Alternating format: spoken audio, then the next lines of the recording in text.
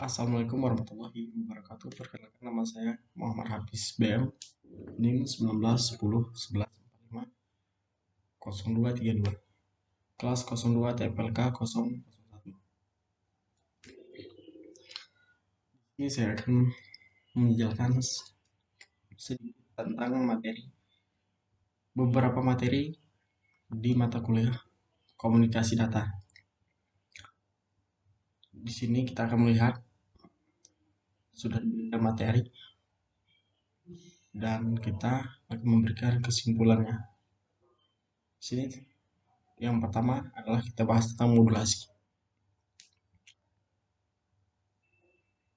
Tujuan pembelajaran pada bab ini sudah ada mengenai definisi encoding yang meliputi coding dan decoding.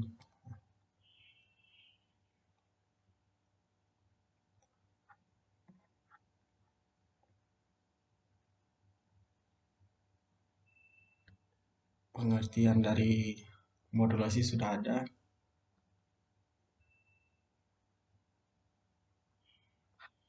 Bisa kita lihat di sini.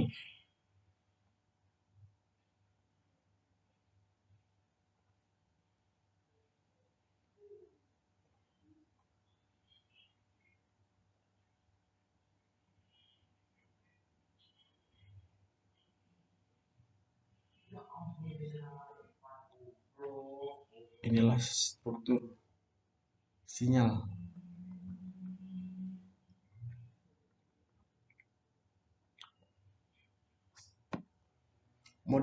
Modulasi PSK yang menyatakan setiap bit data biner dan nilai fase sinyal yang berbeda disebut juga dengan dua strip PSK atau binary PSK BPSK. Sedangkan modulasi PSK yang menyatakan setiap dua bit data biner dalam sebuah fase yang berbeda dinamakan 4 PSK atau kuadratur PSK atau QVSK.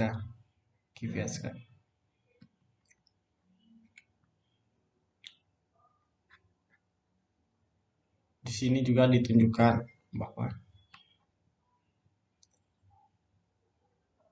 3 bits atau 3 bits. Di sini sudah ada angka-angkanya.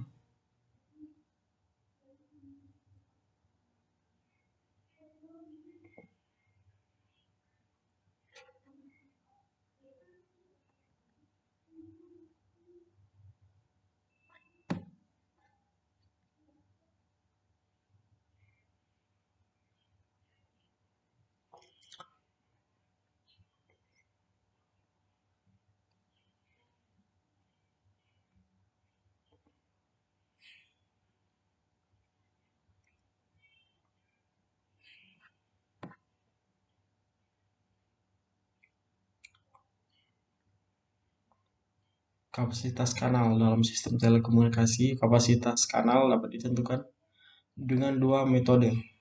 Yang pertama adalah dengan formula Shannon dan yang kedua adalah dengan formula Nyquist.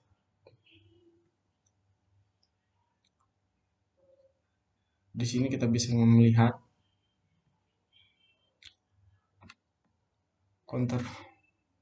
konverter analog ke digital. Umumnya sumber informasi bersifat digital. Contoh saat kita akan melakukan streaming WiFi, sehingga sebelum diproses secara digital, informasi tersebut dikonversikan terlebih dahulu dalam bentuk digital, analog ke digital. Ini adalah proses dimana dari sini turun ke PAM, lalu diproses,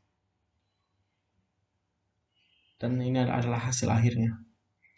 Jadi dapat disimpulkan, modulasi adalah proses perubahan varing suatu gelombang periodik sehingga menjadikan suatu sinyal mampu membawa suatu informasi dengan suatu proses modulasi. Informasi biasanya berfrekuensi rendah bisa masukkan ke dalam suatu gelombang pembawa, biasanya berupa gelombang sinus berfrekuensi tinggi. Terdapat 3 parameter kunci pada suatu gelombang sinusoidal, yaitu amplitudo, fase, dan frekuensi.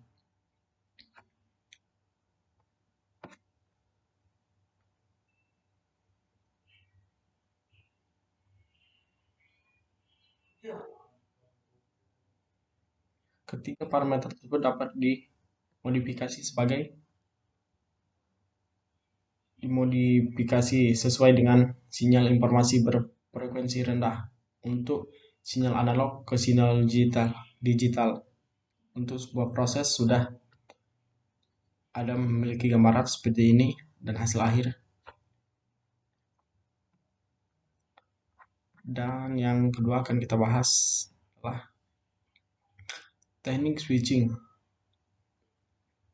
dan multiplexing.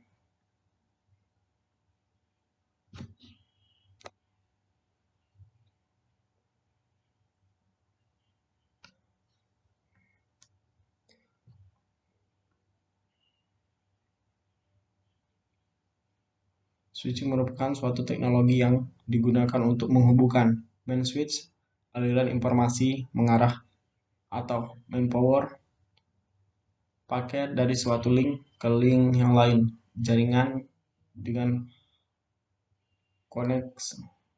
koneksitas switching dapat dilihat dengan skema tersebut.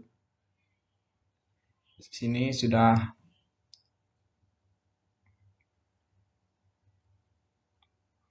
personal komputer, mainframe. Ini adalah proses-prosesnya.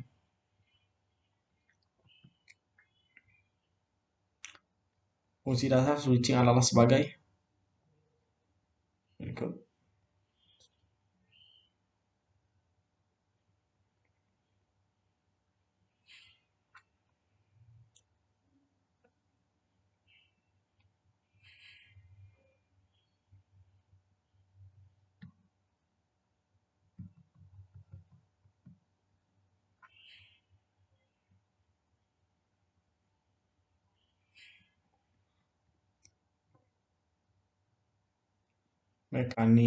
Mekanisme space division switch dikembangkan untuk peralatan analog dengan memisahkan jalur fisik.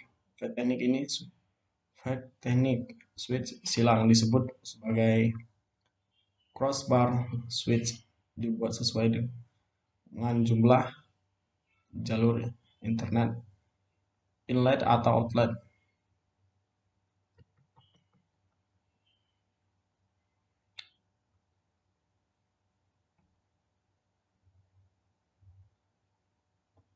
Di sini adalah input line-nya, dan di sini adalah output lines. Inputnya dari sini, dan outputnya hasilnya di sini. Pada mekanisme multi-stage switch, jumlah dari crosspoint dapat lebih dihemat, namun tingkat pengontrolan menjadi lebih rumit dan dapat muncul terjadinya blocking.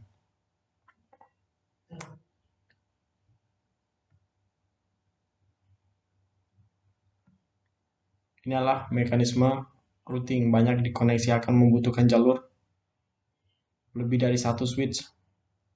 Untuk itu membutuhkan suatu pencarian rute agar lebih efisien dan resilience pada jaringan terhadap dua jenis mekanisme routing, yaitu static routing dan dynamic routing. Ini sudah terdapat penjelasannya, di mana static routing di mana metode penentuan jalur yang sama digunakan untuk setiap waktu, dan dynamic routing memungkinkan untuk mengubah proses routing dengan bergabung pada traffic dengan memanfaatkan struktur untuk setiap metodenya.